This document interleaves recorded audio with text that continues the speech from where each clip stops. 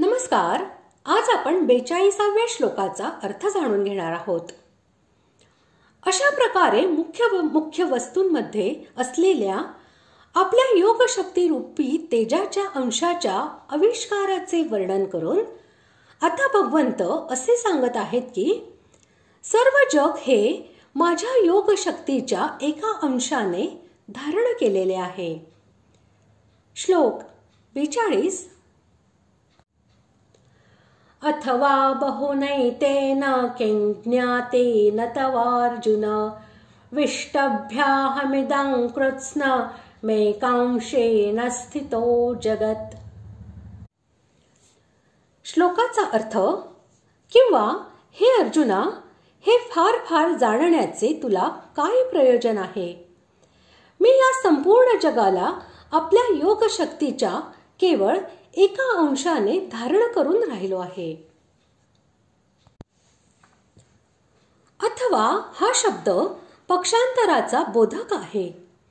20व्या श्लोकापासून 39व्या श्लोकापर्यंत भगवंतांनी आपल्या मुख्य विभूतींचे वर्णन करून आणि 41व्या श्लोकामध्ये आपल्या तेजाच्या आविष्काराची ठिकाणे सांगून जी गोष्ट समजाविली आहे त्यापेक्षा भिन्न अशा आपल्या विशेष प्रभावाची गोष्ट आता ते सांगत आहेत.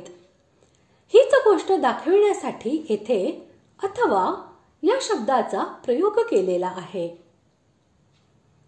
हे पुष्कळसे जाणण्याचे तुला काय प्रयोजन? या म्हणण्याद्वारे भगवंतांनी असे दाखविले आहे की तो विचारल्यावर मी मुख्य विभूतींचे वर्णन केले, परंतु एवढेच जाणणे पुरेसे नाही.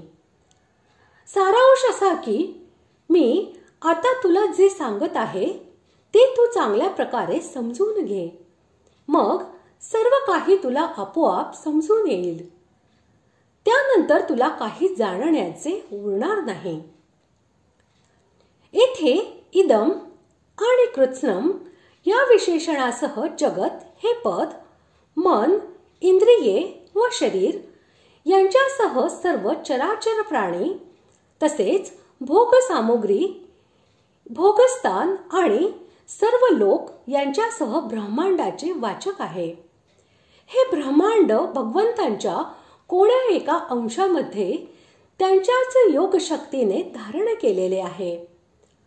हाच भाव दाखविण्यासाठी भगवंतांनी या जगताच्या संपूर्ण विस्ताराला आपल्या योगशक्तीच्या एका अंशाने धारण केले आहे असे सांगितले आहे.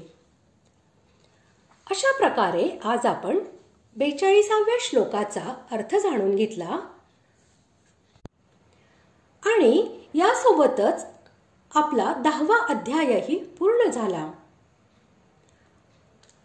ओम तत्सदिति श्रीमद्भगवद्गीतासु उपनिषत्सु ब्रह्मविद्यायां योगशास्त्रे श्रीकृष्णार्जुन संवादे विभूतियोगो नाम 10मोऽध्यायः. अशा प्रकारे ओम तत्सत या भगवन् नामोच्चारण पूर्वक ब्रह्मविद्या आणि योगशास्त्रमय श्रीमद भगवद्गीतोपनिषद रूपी श्री कृष्णार्जुन संवादात विभूती योग नावाचा 10वा अध्याय पूर्ण झाला. पुढील भागात आपण 11व्या अध्यायाला सुरुवात करणार आहोत.